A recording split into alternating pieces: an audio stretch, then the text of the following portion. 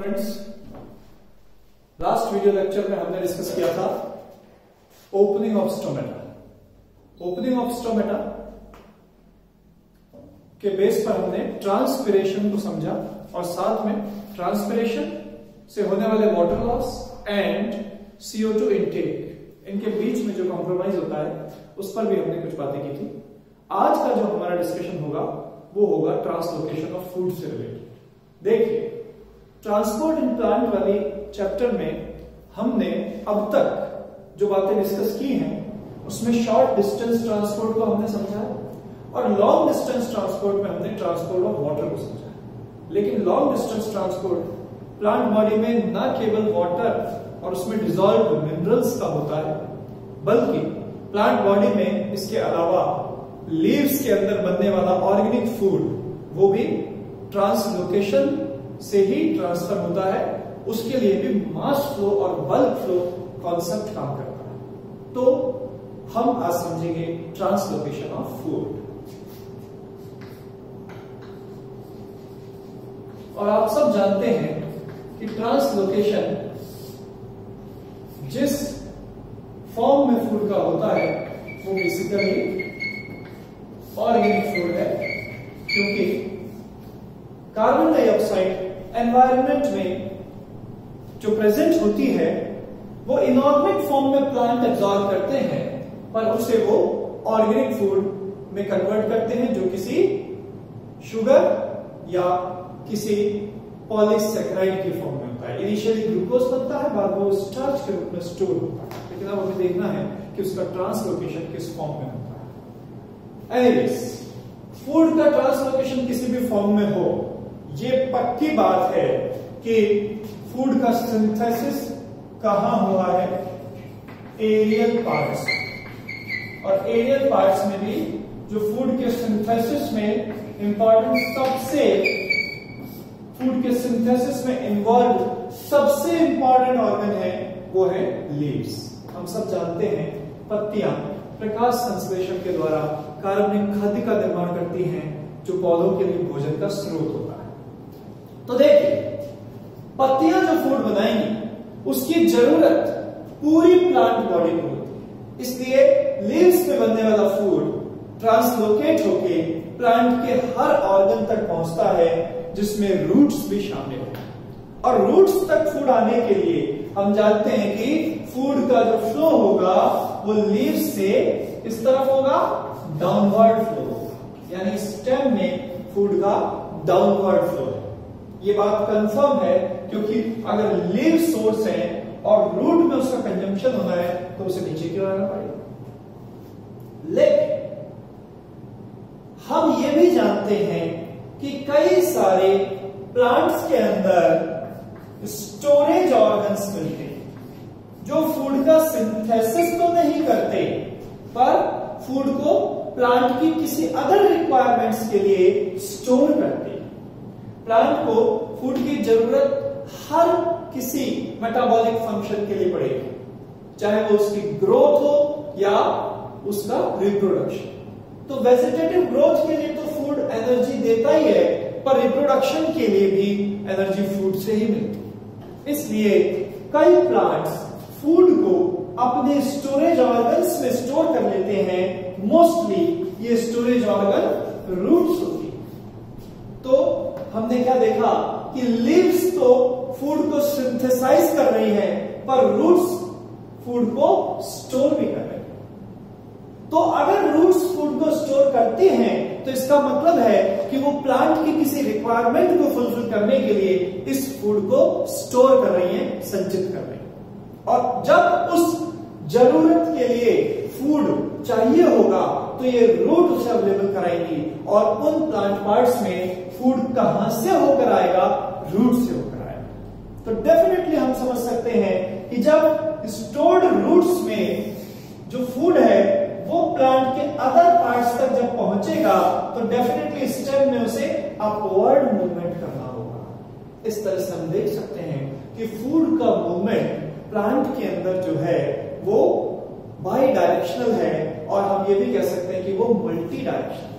अगर केवल स्टेम को कंसीडर करें तो स्टेम के अंदर इसका मूवमेंट लीड्स टू डाउनवर्ड है और जरूरत पड़ने पर रूट्स टू अपवर्ड है, यानी पत्तियों से ये फूड नीचे की ओर भी जा सकता है और जड़ों से ये फूड ऊपर की ओर भी जा सकता है। तो इस प्रकार जो संचित भोजन है और या फिर संश्लेषित भोजन है उसकी गति तने के अंदर अलग अलग दिशाओं में हो सकती है। स्टेम में ये फूड का मूवमेंट बाई डायरेक्शन हो सकता है। ओवरऑल प्लांट की हम बात करें तो ये मल्टी डायरेक्शन हो सकता है, क्योंकि लीव्स से फूड हर एक प्लांट पार्ट तक पहुंचता है। रूट का स्टोर्ड फूड भी हर उस पार्ट पे पहुंचेगा जहां उसकी जरूरत होगी। ओके, तो एक तो हमने समझा कि ऑर्गेनिक फूड का जो ट्रांसलोकेशन है उसकी डायरेक्शन क्या रहने वाली है। हमने पाया कि वाटर के ट्रांसलोकेशन से बिल्कुल अलग है, जो हमेशा रूट टू अपवर्ड ही मूव करता है, यानी वाटर एंड उसमें डिसॉल्व्ड जो मिनरल्स हैं उनका ट्रांसलोकेशन हमेशा यूनिडायरेक्शनल होता है। पर फूड के ट्रांसलोकेशन में हमने पाया कि ये बाई डायरेक्शनल या मल्टी डायरेक्शनल हो सकता है। ओके, तो ये तो बात थी फूड के ट्रांसलोकेशन की डायरेक्शन की। अब हमें यहां एक और बात को समझना है कि फूड का सिंथेसिस या स्टोरेज जहां भी हो रहा है, जैसे हमने देखा कि लीव्स में तो सिंथेसिस हो रहा है और हमने देखा कि रूट्स में स्टोरेज होता है। इन दोनों जगहों से फूड ने ट्रांसलोकेट होना स्टार्ट किया। भले लीव्स अपवर्ड सिचुएटेड है और रूट्स डाउनवर्ड सिचुएटेड है, पर फूड का ट्रांसलोकेशन हमेशा वहीं से होगा जहां फूड पहले से मौजूद है, या तो स्टोर्ड फॉर्म में या अभी अभी नया सिंथेसिस हुआ। तो जिस भी पार्ट से फूड का ट्रांसलोकेशन स्टार्ट होगा उसे हम कहेंगे सोर्स। अब वो सोर्स आप समझ सकते हैं कि वेजिटेटिव स्टेज में ज्यादातर लीव्स होती हैं, पत्तियां होती हैं, कभी कभी वो ग्रीन अदर प्लांट पार्ट भी हो सकते हैं, जैसे कभी स्टेम ग्रीन हो जाते हैं, स्टेम के जो यंग पार्ट्स हैं, जो यंग शूट्स हैं वो ग्रीन होते हैं। जहां भी फोटोसिंथेटिक टिश्यू मौजूद है वहां पर फोटोसिंथेसिस से जो फूड बन रहा है, जब उसका ट्रांसलोकेशन होगा तो वो पोर्शन सोर्स की तरह काम करेगा।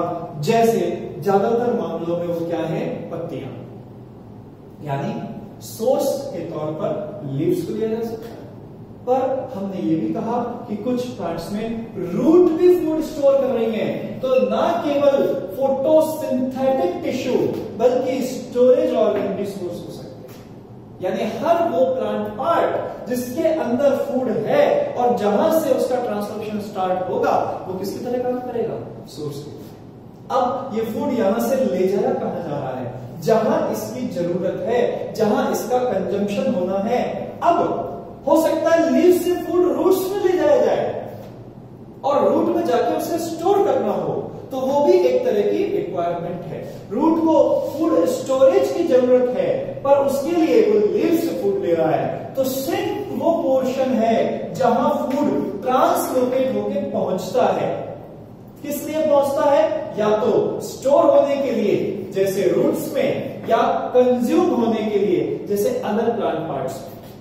तो सिंक कोई भी प्लांट ऑर्गन हो सकता है, सोर्स भी कोई भी प्लांट ऑर्गन हो सकता है, पर फूड का मूवमेंट हमेशा सोर्स टू सिंक होगा। अगर केवल इस बिहाफ पे हम बात करें तो सोर्स टू सिंक को हम एक सिंगल डायरेक्शन मान सकते हैं, पर आपको समझना होगा कि सोर्स हमेशा एक नहीं है, सोर्स बदल सकता है। कभी वो लीफ हो सकती है, कभी वो रूट हो सकता है, और सिंक भी हमेशा एक नहीं। तो प्लांट की अलग अलग जरूरतों के वक्त सोर्स और सिंक बदलते रहते हैं। जैसे पत्तियां जो फूड बना रही हैं वो कंजम्पशन के लिए या स्टोरेज के लिए ट्रांसफर हो सकता है। रूट्स जो फूड स्टोर कर रही हैं वो भी कहीं कंजम्पशन के लिए ट्रांसफर हो सकता है। इसका मतलब ट्रांसलोकेशन हमेशा होगा तो सोर्स टू सिंक, पर सोर्स और सिंक फिक्स नहीं है। सोर्स और सिंक कन्वर्टेबल है, इवन कई बार इंटर। तो प्लांट बॉडी के लिए फूड का ट्रांसफर हमेशा सोर्स से सिंक की ओर होगा, और सोर्स और सिंक कोई फिक्स्ड टिश्यू नहीं है, जरूरत पड़ने पर ये बदल सकते हैं। वेजिटेटिव स्टेजेस में नॉर्मली सोर्स लीव्स होती हैं, पर कभी कभी जहां पर स्टोरेज ऑर्गन प्लांट्स में है वहां पर स्पेशली ड्यूरिंग रिप्रोडक्टिव नीड्स, जननिक आवश्यकताओं के समय जो स्टोरेज ऑर्गन है वो भी सोर्स बन जाता है।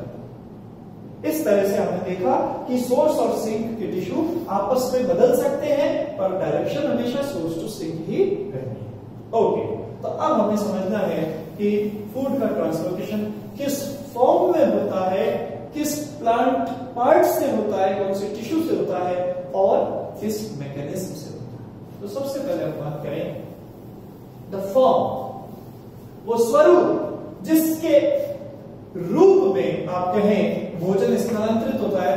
तो फॉर्म ऑफ ऑर्गेनिक फूड हमको पता होना चाहिए कि प्लांट के अंदर फूड जिस फॉर्म में ट्रांसफर होता है वो होता है सुक्रोज।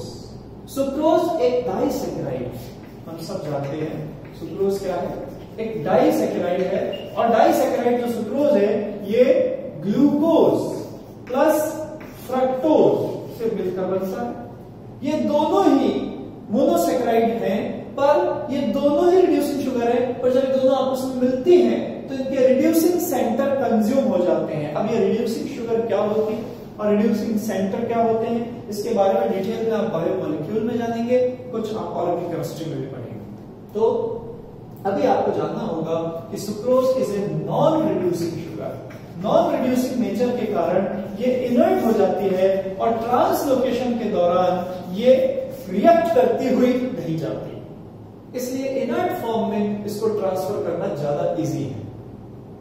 ग्लूकोज और फ्रक्टोज ये दोनों ही रिड्यूसिंग शुगर्स हैं, लेकिन दोनों ने आपस में मिलकर जो सुक्रोज बनाया वो नॉन रिड्यूसिंग।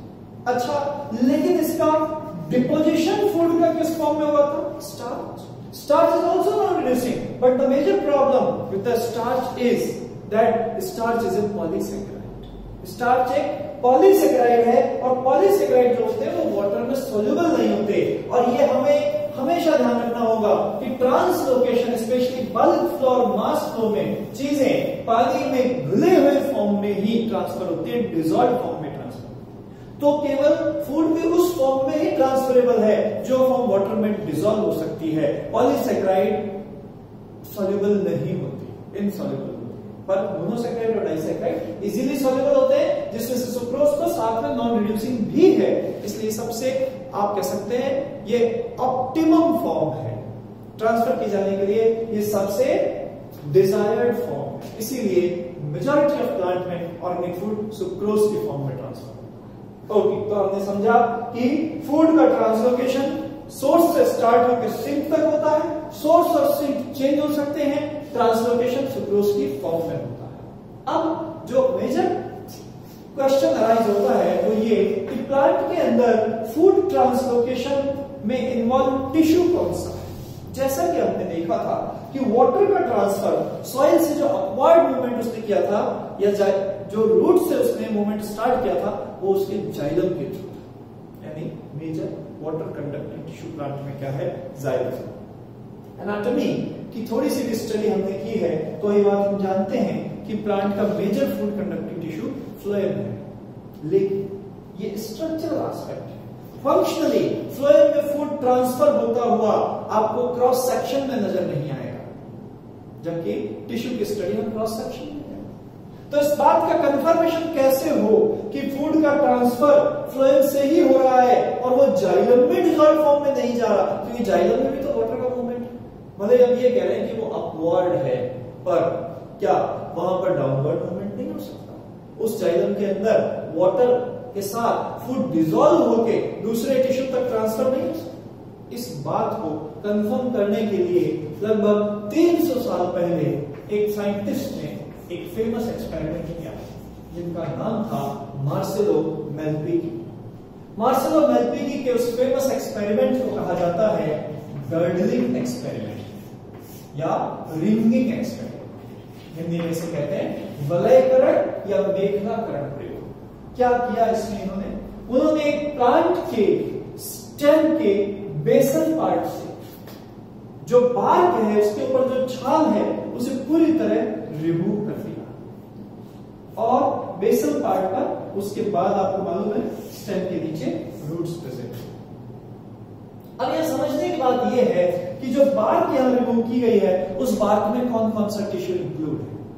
एनाटॉमिकल एस्पेक्ट से यह बात मैंने आपको पहले भी बताई थी कि बार्क के बाहर सुबेरनाइज्ड टिश्यू कॉर्क है, इसलिए वो डेड है बाहर से, पर बार्क के अंदर फ्लोएम इंक्लूड है, स्पेशल सेकेंडरी फ्लोएम। यानी बार्क को जब आप रिमूव कर रहे हैं तो प्लांट का फ्लोएम तक का टिश्यू रिमूव हो चुका है, उसके बाद स्टेम में जो बच रहा है वो सिर्फ जाइलम है। यानी after the removal of bark the xylem remains intact. Bark को हटाने के बाद, छाल को हटाने के बाद यहाँ पर जाइलम अभी साबुत है, वो अभी डिस्टर्ब नहीं हुआ है। तो फिर उसके बाद क्या हुआ? उसके बाद जो चीज नोटिस की गई वो बहुत इंपॉर्टेंट फिनोमेना थी। यहां देखा गया कि after some time at the upper part of this ring और दिस गर्डर, क्योंकि जब आप एक रिंग के फॉर्म में पूरे स्टेम से बाल को हटा देंगे तो यहाँ बीच में एक डिप्रेशन डेवलप हो जाएगा, एक रिंग के फॉर्म में, गर्डर के फॉर्म में। इस डिप्रेशन के अपर पोर्शन पर क्या नोटिस किया गया? There present is the bulge. यहाँ पर जो कॉर्नर थे बाल के वो बाहर फैल गए, एक तरह से उनमें बल्जिंग हो गई। इस बल्जिंग को समझाने के लिए क्या कॉन्सेप्ट काम आएगा? आप किस बात से इस बल्जिंग को समझा सकते हैं? केवल हम ये कह सकते हैं कि डेफिनेटली कुछ ऐसी चीज थी जो ऊपर से नीचे की ओर ट्रांसफर हो रही थी, और यहाँ गर्डलिंग होने के बाद उस चीज का ट्रांसपोर्ट रुक गया है, तो फिर वो यहाँ कॉर्नर्स पे इकट्ठी हुई। और ये बल्जिंग आपको केवल ऊपर की ओर देखने को मिल रही है, नीचे की ओर नहीं। इसका मतलब कि हम जानते हैं ऊपर से नीचे वाटर तो आ ही नहीं सकता, वाटर का मूवमेंट तो हमेशा रूट से अपवर्ड होता है। तो ऊपर से नीचे कौन सी चीज प्लांट में ट्रांसफर हो सकती है? That will be organic food oil, कार्बनिक खाद्य ही केवल ऊपर से नीचे आएगा। और ऊपर से नीचे आते वक्त अगर उसका रास्ता इस जगह रुक गया है, क्योंकि जो आपने टिश्यू यहां से हटाया है वो वही था जो इस फूड को लेके आ रहा था, और उसे आपने हटा दिया तो वो फूड यहाँ आके कॉर्नर्स पे इकट्ठा होने लग गया। इसके थोड़े टाइम बाद ये जो कॉर्नर है इस बात के, इनमें क्या नोटिस की गई? इनमें एक बल्जिंग नोटिस, ये बाहर की तरफ क्या हो गए? फूल के बाहर की तरफ निकल गए। तो ये जो स्वेलिंग है, जो बल्जिंग है, वो ये बता रही है कि फूड का ट्रांसलोकेशन फ्लोएम से हो रहा था, और जब फ्लोएम को यहां से हटा दिया गया तो ये कॉर्नर पे आके स्टोर हो गया। दूसरा एविडेंस इस बात से मिलेगा कि after some time you will see that root of this plant will be dead. कुछ टाइम बाद आप क्या नोटिस करेंगे कि इस पौधे की जड़ें जो है वो मृत हो गई। क्यों? क्योंकि बाकी सब चीजों को, ऊपर वाले प्लांट पार्ट्स को केवल नीचे से किस चीज की जरूरत थी? वाटर। लेकिन अदर प्लांट पार्ट्स को साथ में वाटर के अलावा और क्या चाहिए? फूड भी चाहिए। बाकी सब जगह तो फूड पहुंच रहा है, किसके पास नहीं पहुंचा फूड? रूट के पास नहीं पहुंचा। इसलिए यहां पर थोड़े टाइम बाद रूट की डेथ हो जाएगी, और उससे पहले तक लीव्स तक वाटर पहुंच रहा होगा, और जब रूट की डेथ हो जाएगी तब भी लीव्स के पास वाटर पहुंचता रहेगा। क्यों? क्योंकि हम जानते हैं कि वाटर का जो मूवमेंट है वो एपोप्लास्टिक पाथवे से है, वो एक डेड पाथवे है जिसमें रूट के एक्टिव पार्टिसिपेशन, रूट की सक्रिय भूमिका बहुत कम है। तो ऊपर वाले प्लांट पार्ट का कुछ टाइम तक लिविंग बने रहना, पर नीचे वाली रूट के सबसे पहले डेथ हो जाना, इस बात का एविडेंस है, सबूत है कि यहाँ फूड ट्रांसलोकेशन क्या हुआ है? बाधित हुआ है। क्यों? क्योंकि आपने फ्लोएम को हटा दिया। तो इस रिंगिंग और गर्डलिंग एक्सपेरिमेंट से कंफर्म हुआ कि फूड ट्रांसलोकेशन का जो पाथवे है वो क्या है? फ्लोएम है, ना कि जाइलम। ओके, तो जाइलम वाटर ट्रांसलोकेशन के लिए पाथवे है जिसमें हमेशा अपवर्ड मूवमेंट होता है, पर फ्लोएम फूड ट्रांसलोकेशन के लिए टिश्यू है जिसमें मूवमेंट अपवर्ड डाउनवर्ड दोनों डायरेक्शन में हो सकता है। ये बात अब हमें क्लियरली समझ में आ गई। तो इस तरह से हमने समझ लिया कि फूड का ट्रांसलोकेशन कहां से कहां हो रहा है, साथ में हमने समझ लिया कि फूड का ट्रांसलोकेशन किस फॉर्म में हो रहा है, और हमने ये भी जान लिया कि वो कौन सी टिश्यू से हो रहा है। तो ट्रांसलोकेशन ऑफ फूड की कुछ बेसिक बातें हमने समझी, पर सबसे इंपॉर्टेंट बात जो यहां समझने के लिए है वो है इसके पीछे की mechanism. The bulk flow of food occurs how. Food का जो संहति प्रवाह है, भोजन का जो संहति प्रवाह है, उसके पीछे क्या क्रियाविधि काम करती है? याद कीजिए, हमने कहा था कि जितने भी टाइप के लॉन्ग डिस्टेंस ट्रांसपोर्ट हैं उन सब के लिए जो फोर्स चाहिए वो फोर्स क्या है? वो फोर्स यहां पर है प्रेशर ग्रेडियंट, दाब प्रवणता।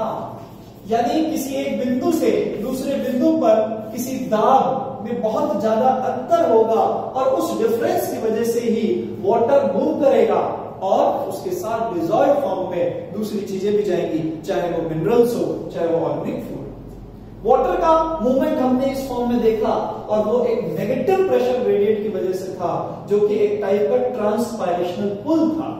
बाष्पोत्सर्जन से जो खिंचाव था उसने जो ऋणात्मक प्रवणता यहां स्थापित की थी उसकी वजह से जाइलम से जल ऊपर गया।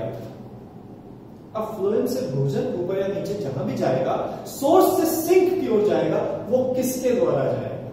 तो अगेन यहां पर काम करती है प्रेशर ग्रेडियंट और उसके लिए जिम्मेदार होता है एक बहुत इंपॉर्टेंट हाइड्रोस्टैटिक प्रेशर। अब ये हाइड्रोस्टैटिक प्रेशर कैसे डेवलप होता है इस बात को यहां में समझना है। तो आपको ये ध्यान देना होगा कि फ्लोएम में भोजन के स्थानांतरण के लिए भी दाब प्रवणता का सिद्धांत ही काम करता है और यहाँ जो दाब है जो इसके लिए जिम्मेदार है वो एक द्रव स्थैतिक दाब है। तो ये द्रव स्थैतिक दाब फ्लोएम में कैसे उत्पन्न होता है और कहां से कहां ये किस प्रकार काम करता है इसे हम समझते हैं। तो देखिए, फ्लोएम में भोजन स्थानांतरण की जो क्रियाविधि है उसे समझाने के लिए एक टर्म प्रेशर फ्लो, दाब प्रवाह का इस्तेमाल किया जाता है, जो बेसिकली एक प्रकार का मास फ्लो या बल्क फ्लो ही है। लेकिन ये मास फ्लो या बल्क फ्लो किसकी वजह से हो रहा है? एक हाइड्रोस्टैटिक प्रेशर के डिफरेंस की वजह से हो रहा है, इसलिए इसे प्रेशर फ्लो थ्योरी है।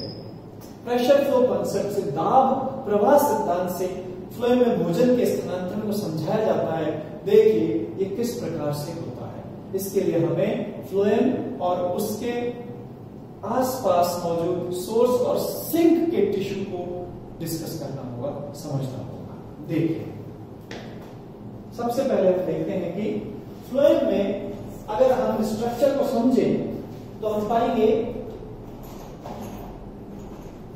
कि फ्लोएम में फूड ट्रांसफर करने वाला जो मेजर पार्ट है वो होता है सीव ट्यूब। सीव ट्यूब की स्ट्रक्चर एनाटॉमी में डिस्कस की है हमने पहले भी और आगे भी हम करेंगे। और आप सब जानते हैं कि सीव ट्यूब की जो सीव सेल्स होती हैं उनके बीच में इस तरीके से परफोरेटेड सेप्टा मिलते हैं जिसे हम बोलते हैं सीव प्लेट।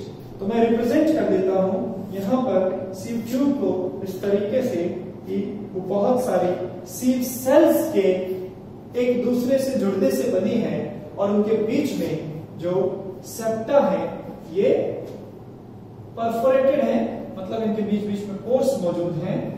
एक तरह से हम कह सकते हैं कि ये छिद्रित पट हैं और इन पोर्स के थ्रू एक सेल का साइटोप्लाज्म दूसरी सेल के साइटोप्लाज्म से किसके थ्रू जुड़ा जाता है? साइटोप्लाज्मिक स्ट्रैंड्स के थ्रू। बेसिकली इन परफोरेशंस पर क्या होते हैं? बेसिकली इन परफोरेशंस पे प्लाज्मोडेस्माटा कनेक्शन, और इन प्लाज्मोडेस्माटा कनेक्शन की मदद से एक सेल का साइटोप्लाज्म दूसरी सेल के साइटोप्लाज्म से साइटोप्लाज्मिक स्ट्रैंड्स के थ्रू जुड़ा रहता है। हम ऐसे कह सकते हैं कि ये जीव ध्रुवीय धागे हैं जो एक सेल से दूसरी सेल के बीच में कंटिन्यू है। सीव सेल, एक सीव सेल से दूसरी सेल से। ये थोड़ा सा इसको क्लियर शो करने के लिए, दर्शाने के लिए हमने इस तरीके से स्ट्रैंड्स की फॉर्म में, लाइन की फॉर्म में लिखा। बेसिकली ये साइटोप्लाज्म और ये साइटोप्लाज्म इन छिद्रों से होकर सतत है, कंटिन्यू, और इस तरह से ये सेल और ये सेल आपस में जुड़ी हुई है और एक दूसरे का साइटोप्लाज्म एक दूसरे के साथ कनेक्टेड है। चलिए अब हम बात करते हैं कि भोजन स्थानांतरण की शुरुआत कहां से होगी। हम जानते हैं कि वो सोर्स से होगी और वो फूड इस्तेमाल कहां किया जाएगा ये भी हम जानते हैं कि वो सिंक पर किया जाएगा। ये एक अलग बात है कि अलग अलग वक्त पर, अलग अलग टाइम पर ये सोर्स और सिंक डिफरेंट टिश्यू होंगे। मान लीजिए कि हम एक वेजिटेटिव ग्रोथ पीरियड को देख रहे हैं, एक कायिक वृद्धि का समय देख रहे हैं पौधे में, जिस वक्त उसकी पत्तियां भोजन बना रही हैं। तो मान लीजिए यहां पर हमारे लिए सोर्स है लीफ मीजोफिल सेल्स, पत्तियों की पर्ण मध्योतक कोशिका। लीफ की मीजोफिल सेल्स जो हैं वो जो फूड बनाएंगी वो फूड फाइनली वो ट्रांसफर करेंगी। कैसे? देखिए ये फ्लोएम है, इस फ्लोएम में हमने इसे क्या नाम दिया है? हमने इसे सीव ट्यूब एलिमेंट नाम दिया है। हम सब जानते हैं कि जो सिव सेल्स हैं वो साथ में किससे कनेक्टेड होती हैं? कंपेनियन सेल से। इन शॉर्ट मैं यहाँ पे डबल सी मेंशन कर रहा हूं, companion cells. These companion cells of phloem and sieve tube they are the part of the vascular tissue. Companion cells है कोशिका और चालनी नलिका, ये पूरे पादप के संवहनी ऊतक का हिस्सा है। मान लीजिए ये पत्ती है, इस पत्ती में बीच में ये मध्यशिरा है, मिडरिब, और ये वेन्स है। इन वेन्स के अंदर ये वेस्कुलर टिश्यू है और ये सीधा बीच बीच में मेसोफिल से कनेक्टेड है। तो ये कंपेनियन सेल फर्दर कनेक्टेड होगी किसके साथ? किसी मेसोफिल सेल के साथ। तो ये लीफ मेसोफिल यहां पर क्या है? सोर्स है। इस लीफ मेसोफिल में फूड का सिंथेसिस हुआ किस फॉर्म में? स्टार्च की फॉर्म। और जब उसका ट्रांसलोकेशन करना है तो उसका कन्वर्जन किस फॉर्म में हुआ? सुक्रोज की फॉर्म। तो लीफ मेसोफिल सेल के अंदर फूड बना स्टार्च की फॉर्म में, ट्रांसलोकेशन के टाइम वो कन्वर्ट हो गया सुक्रोज की फॉर्म में। अब इसको रिसीव किया किसने? कंपेनियन सेल ने। कंपेनियन सेल ने इसको दिया किसे? कंपेनियन सेल ने इसको दिया सीव सेल को। हम सभी ये बात भी जानते हैं कि सीव सेल और कंपेनियन सेल भी प्लाज्मोडेस्मेटल कनेक्शंस से जुड़े रहते हैं, जो पिट फील्ड्स में होती हैं, जहां पर सेकेंडरी वॉल का डिपोजिशन नहीं होता, उन जगहों को हम पिट्स बोलते हैं। और वो पिट्स जो होती हैं उनके बीच में जो प्राइमरी वॉल होती है वो भी कुछ जगहों पर एब्सेंट होती है, और वहां पर एक सेल का साइटोप्लाज्म दूसरी सेल के साइटोप्लाज्म के साथ कंटिन्यू रहता है। तो जहां जहां कंपेनियन सेल होगी वो सीव सेल के साथ इन प्लाज्मोडेस्मेटल कनेक्शन से जुड़ी होगी। तो उससे क्या होगा? उससे ये होगा कि मेसोफिल सेल में जो सुक्रोज आया है वो सुक्रोज पहले कंपेनियन सेल के पास जाएगा, फिर इस प्लाज्मोडेस्मेटल कनेक्शन से किसमें जाएगा? सीव ट्यूब में जाएगा। पर आपको पता है कि सीव ट्यूब फूड कंडक्शन का मेजर पार्ट है, और सुक्रोज इसमें इस सोर्स से सिंक एंड की तरफ ट्रांसफर होना है। तो अगर सोर्स से सिंक की तरफ फूड को जाना है, इसका मतलब है कि सोर्स पर हमेशा सुक्रोज की कंसंट्रेशन हाई है। इसलिए अगर वहां पर सुक्रोज को ट्रांसफर किया जा रहा है तो ये अगेंस्ट कंसंट्रेशन ग्रेडियंट है, क्योंकि यहां तो हमेशा से सुक्रोज ज्यादा है। इसलिए ये एक एक्टिव ट्रांसपोर्ट होता है। इस बात को आप ध्यान रखें। सुक्रोज का ट्रांसफर जो होता है वो सोर्स एंड पर सीव ट्यूब के अंदर एक्टिव ट्रांसपोर्टेशन से होता है, एक्टिव मूवमेंट होता है। और जब सीव ट्यूब में सोर्स एंड पर सुक्रोज एंटर करता है, इसको हम नाम देते हैं फ्लोएम लोडिंग। हमने सुक्रोज को सोर्स पर लोड कर दिया, इसलिए बहुत इंपॉर्टेंट प्रोसेस है फ्लोएम लोडिंग। फ्लोएम लोडिंग में सुक्रोज ट्रांसफर हुआ सीव ट्यूब में, कैसे? कंपेनियन सेल की हेल्प से एक्टिव ट्रांसफर, यानी यहां पे मेम्ब्रेन प्रोटीन्स इसको ट्रांसफर करने में मदद करेंगे, प्लस एनर्जी का कंजम्पशन होगा। पर अब ध्यान देने की बात यह है कि जैसे ही यहां पर आएगा सुक्रोज, तो सुक्रोज क्या है? एक सॉल्यूट है, और सॉल्यूट के एंटर होते ही सीव सेल सोर्स एंड पर क्या दिखाएगी? Increased osmotic pressure. Increased osmotic pressure की वजह से ये सीव ट्यूब सेल वाटर को ड्रॉ कर सकती है अपने आसपास के टिश्यू से। आसपास कौन मौजूद है? देखिए, इसके आसपास मौजूद है जाइलम, क्योंकि ये वेस्कुलर स्ट्रैंड्स है, और वेस्कुलर स्ट्रैंड्स में जाइलम एलिमेंट यहां मौजूद है। जाइलम एलिमेंट में कोई ट्रेकी या वेसल्स हो सकती हैं, तो वो जो जाइलम जो इसके पैरेलल प्रेजेंट है, उस जाइलम सेल से यहां पर वाटर को ड्रॉ किया जाएगा। देखिए इस तरह से हम जाइलम को रिप्रेजेंट कर रहे हैं, और जाइलम से यहां पर सीव ट्यूब सेल में ऑस्मोटिक प्रेशर इंक्रीज हुआ है सुक्रोज के आने से, इसलिए ये अपने पास वाले जाइलम से क्या रिसीव करेगी? वाटर रिसीव करेगी। और जब वाटर इसके अंदर एंटर होगा तो आप क्या नोटिस करेंगे? इस वाटर की एंट्री की वजह से यहां पर क्रिएट होगा टर्गर प्रेशर।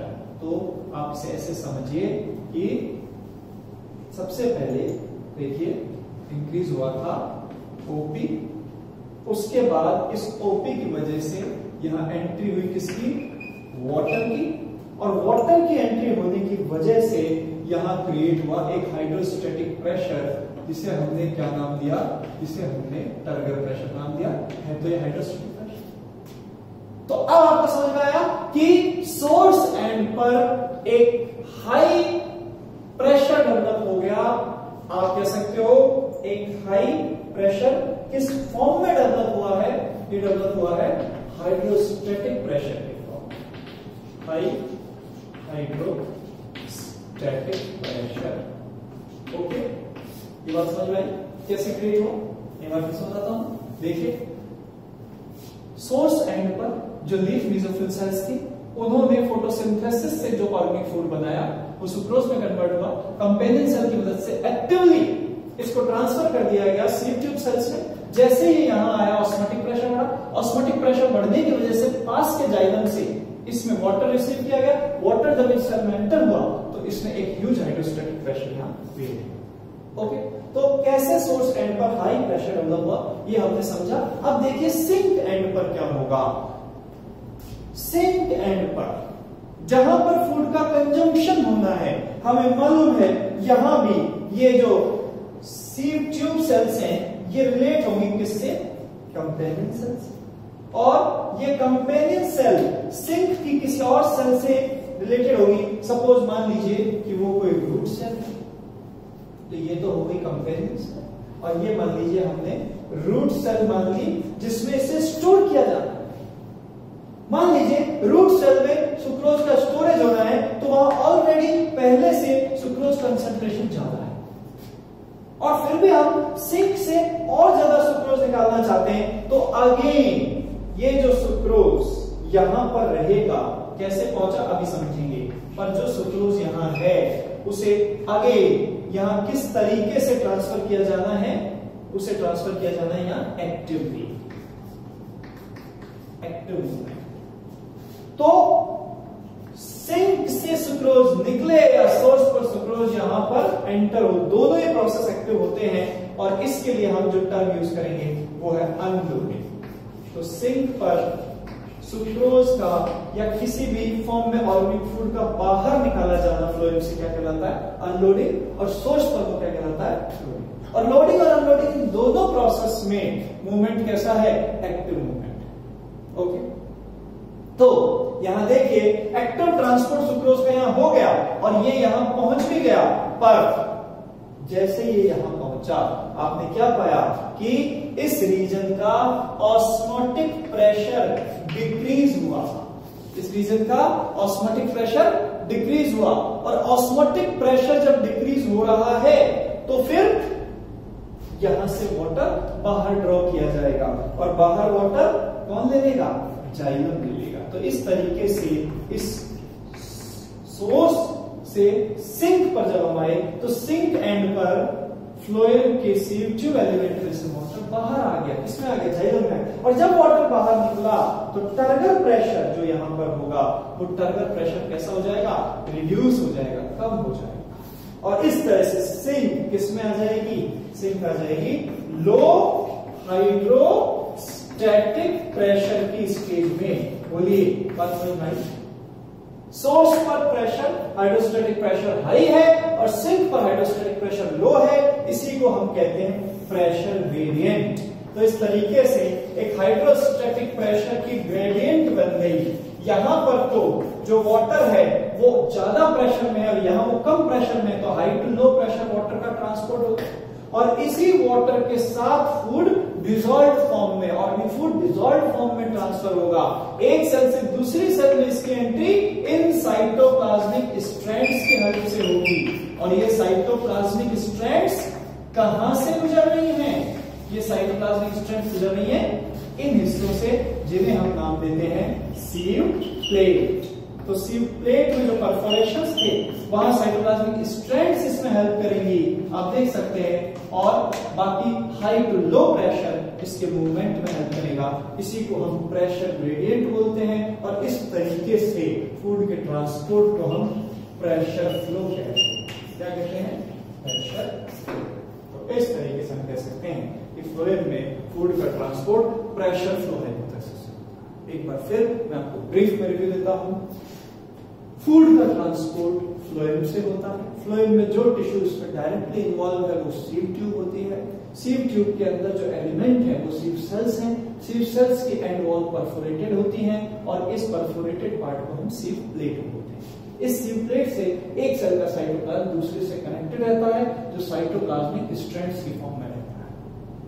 फूड का ट्रांसपोर्ट हमेशा सोर्स से सिंक की ओर होता है। सोर्स वो पोर्शन है जहां से फूड ट्रांसपोर्ट स्टार्ट होता है, सिंक वो पोर्शन है जहां से फूड फ्लोएम से बाहर निकाला जाता है।